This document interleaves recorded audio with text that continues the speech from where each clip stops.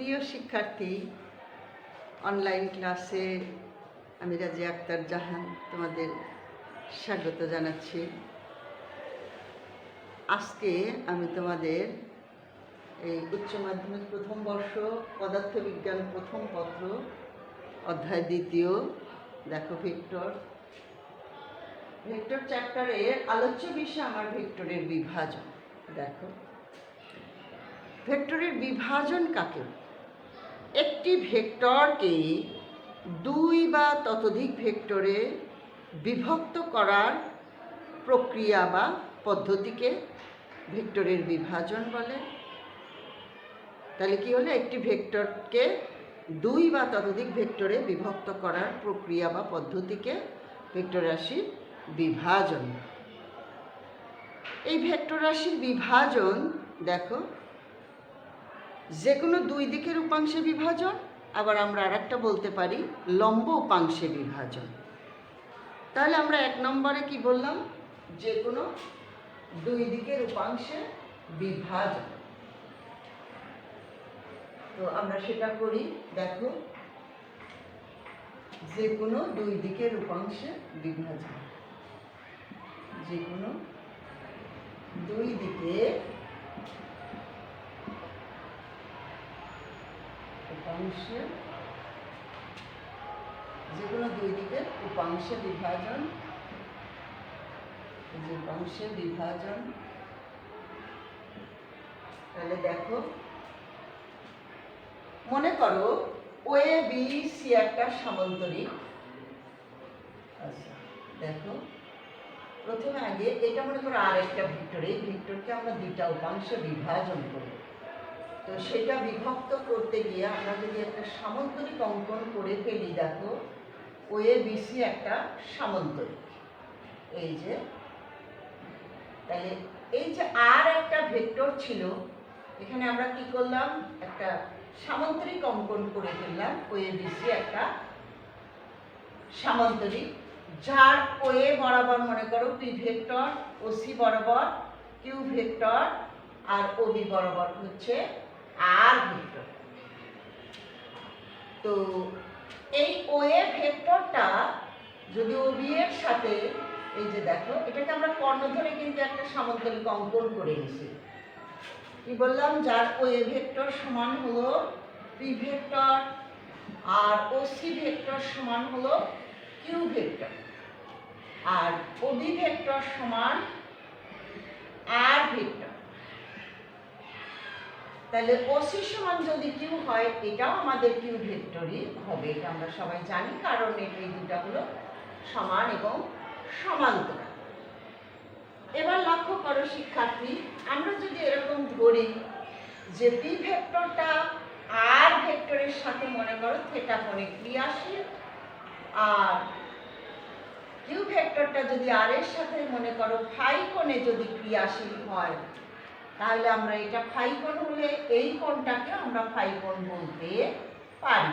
আমরা সবাই জানি এটা যদি ফাই হয়, এটাকেও আমরা ফাই কোণ বলতে পারি, একান্তর কোণ বলে। এবার লক্ষ্য করো শিক্ষার্থী, এখানে আমাদের ও এ বি একটা ত্রিভুজ। তো ও এ বি ত্রিভুজ হতে ত্রিকোণমিতির নিয়ম অনুসারে দেখো আমরা বলতে পারি, আমরা জানি একটি ত্রিভুজের যে কোনো বাহু আর তার বিপরীত কোণের সাইনের অনুপাত সর্বদা সমান থাকে। তাহলে শিক্ষার্থী লক্ষ্য করো, ওই শর্ত অনুসারে, ওই ত্রিকোণমিতির ওই নিয়ম অনুসারে যদি আমরা লিখি ও এ বি ত্রিভুজ হতে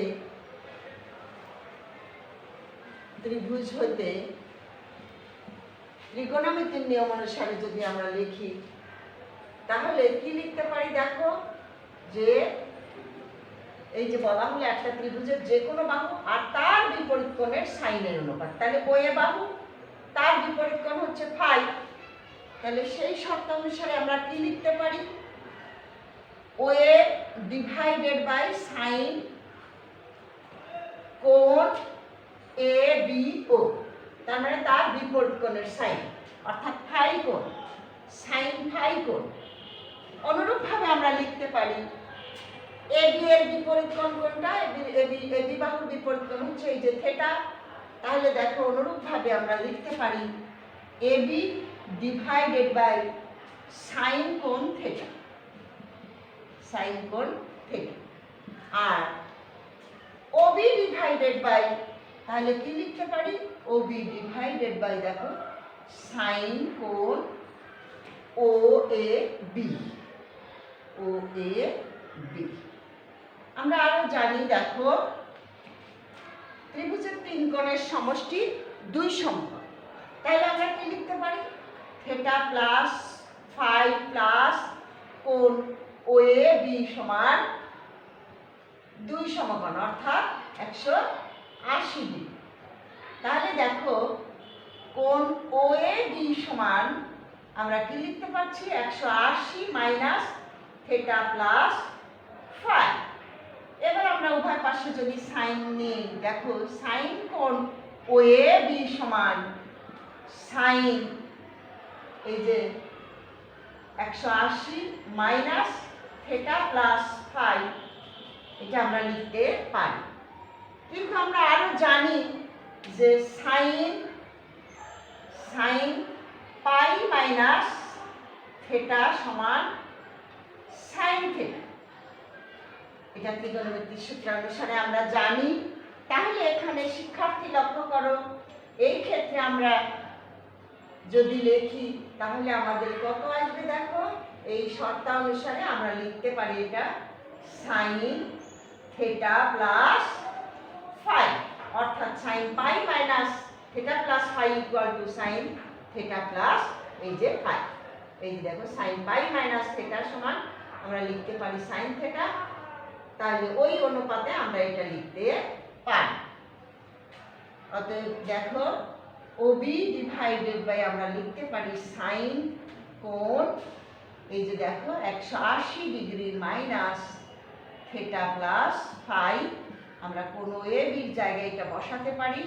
তাহলে সেখান থেকে আমরা লিখতে পারি ওবি ডিভাইডেড বাই এই যে সাইন থিটা প্লাস ফাই, এটা আমরা লিখতে পারি। অতএব দেখো এখান থেকে আমরা কি লিখতে পারি? এই যে এখান থেকে O A divided by sine কোণ phi equal to AB divided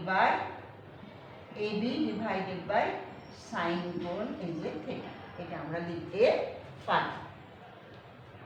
এবার দেখো ওখান থেকে আমরা ও এ সমান আমাদের দেওয়া ছিল কত? ও এ সমান এই যে কি ও সি সমান হলো কিউ, আবার এ বি সমান, তাহলে ও সি আর এ বি সমান, অতএব এ বি সমানও আমরা কিউ লিখতে পারি। যদি মানে লিখি তাহলে এখন দেখো ও এ সমান পি, তাহলে P divided by sine phi equal to এখানে লিখতে পারি Q divided by sine theta.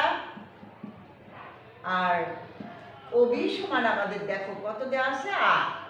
তাহলে ওবি সমান আমাদের আর এই যে R divided by sine theta plus phi, এটা আমরা লিখতে পারি।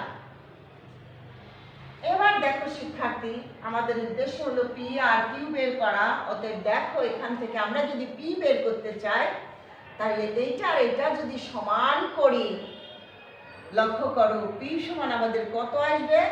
পি সমান আসে এই যে যদি আমরা পি এর মান বের করতে চাই তাহলে এইটা আর এইটা আমরা এইটা এবং এইটা সমান করি।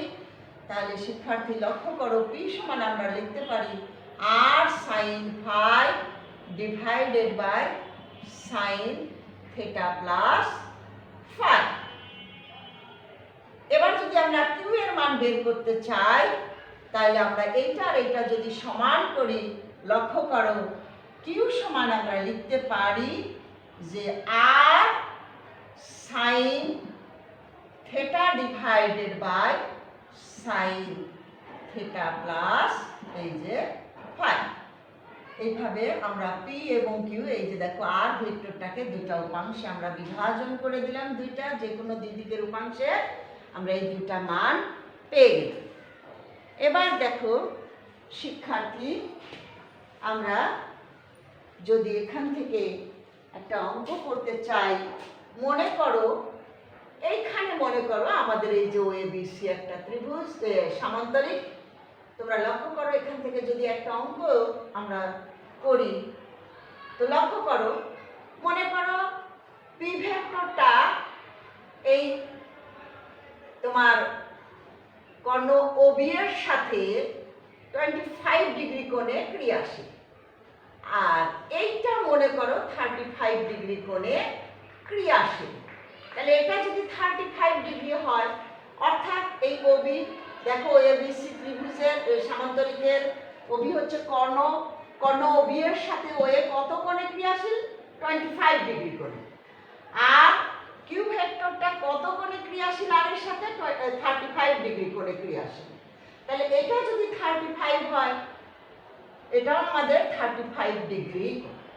এখন যদি আমরা এখানে বলি যে তোমার থিটা সমান, তাহলে এই চিত্রানুসারে আমরা দেখতে পাই এখানে তোমার থিটা সমান মনে করো 25 ডিগ্রি, আর ফাই সমান যদি 35 ডিগ্রি হয়, আর শুধু আর এর মান যদি মনে করো 10 একক হয়, 10 একক, এই যে মডুলাস অফ আর, অর্থাৎ শুধু আর সমান যদি 10 একক হয়, তাহলে আমি তোমাদের কাছে যদি চাই যে পি সমান হর আর কিউ সমান হর, তাহলে শিক্ষার্থী আমরা দেখো এই সমীকরণ অনুযায়ী আমরা পি এবং কিউ এর মান বের করতে পারি।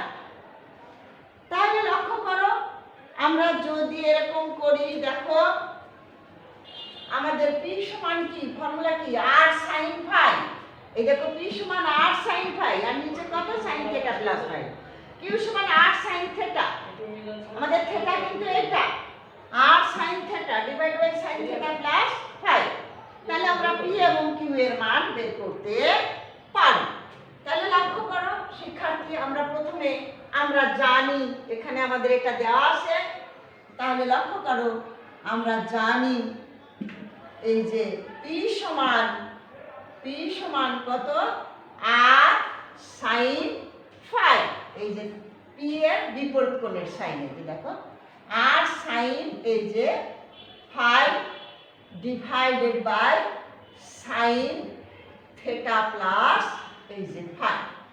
তাহলে এখানে আমাদের পি আর এর মান কত? 10 আর সাইন কত ডিগ্রি? Sine 35 degree. আর দেখো এখানে সাইন থিটা প্লাস ফাই, তাহলে 25 আর 35 এই দুটার সমষ্টি করলে আমাদের 60 ডিগ্রি আসছে। সাইন এখানে কত আসছে? থিটা প্লাস ফাই করলে আমাদের এই যে 25 ডিগ্রি প্লাস 35 ডিগ্রি। তো আমরা যদি এখন এখানে ক্যালকুলেশন করি, দেখো সাইন 35 ডিগ্রি, এখানে আমাদের আসবে সাইন 60 ডিগ্রি, এটা আসবে। তাহলে এখন লক্ষ্য করো শিক্ষার্থী, আমরা যদি ক্যালকুলেটরে হিসাব করে দেই, তাহলে দেখো এটা আমরা করতে পারি কত? সাইন 35 ডিগ্রি আমরা যদি ক্যালকুলেশন করি, এই যে সাইন 35 ডিগ্রি তোমার এটার সাথে আমরা যদি গুণন করি হচ্ছে 10, তাহলে আমাদের আসলে হলো 5.735, আর সেটাকে যদি আমরা ভাগ দেই, ভাগ সাইন 60 ডিগ্রি, এই যে 60 ডিগ্রি, তাহলে আমাদের আসতেছে হলো 6.623, এই যে এত একক। তাহলে আমাদের পি এর মান আসলো এত। এবার যদি আমরা কিউ এর মান বের করতে বলি, তাহলে আমাদের কি করব? আমরা দেখো তো কিউ সমান আমরা লিখব, আমরা জানি, আবার দেখো তো কিউ সমান যদি আমরা বলি, তাহলে কিউ ফর্মুলা আমরা সবাই জানি। এই যে আবার কিউ সমান আমাদের কত আসবে? কিউ সমান আমরা সবাই জানি আর সাইন থিটা, আর সাইন থিটা এর বিপরীত কোণ এই theta divided by sine theta plus phi. তাহলে লক্ষ্য করো শিক্ষার্থী, আমাদের কত আসছে? আর এর মান 10, সাইন থেটা এর মান দেখো হলো 25 ডিগ্রি, সাইন 25, আর নিচে আসছে হলো সাইন 25 প্লাস এই যে 35 ডিগ্রি। তাহলে শিক্ষার্থী লক্ষ্য করো, এই যে আমরা যদি এখানে ক্যালকুলেশন করি 10 গুণন সাইন 25 ডিগ্রি আর নিচে আসলো সাইন 60 ডিগ্রি। একইভাবে যদি আমরা ক্যালকুলেশনটা করি তাহলে লক্ষ্য করো শিক্ষার্থী, সাইন 25 ডিগ্রি গুণন হলো এই যে 10, তাহলে যেটা আসলো সেটাকে আমরা যদি ভাগ সাইন 60 দিয়ে 60 ডিগ্রি, তাহলে আমাদের আসলে হলো 4.87 এই যে 99, যেটা আসলো এত একক। তাহলে শিক্ষার্থী লক্ষ্য করো, আমরা এখান থেকে পি এবং কিউ এর মান বের করতে পারলাম। এবার আমাদের যদি আমরা লম্বপাংশে বিভাজন করি, আগামী দিন আমি ইনশাল্লাহ আবার তোমাদের আরও লম্বপাংশে বিভাজন এবং বিভাজনের উদাহরণ সম্পর্কে আরও আমি তোমাদের আগামী ক্লাসে ইনশাল্লাহ বলবো। তো যদি এটুকুর মধ্যে কোনো সমস্যা থাকে তোমরা আমার সাথে যোগাযোগ করো। সবাই ঘরে থাকো, ভালো থাকো, আল্লাহ হাফেজ।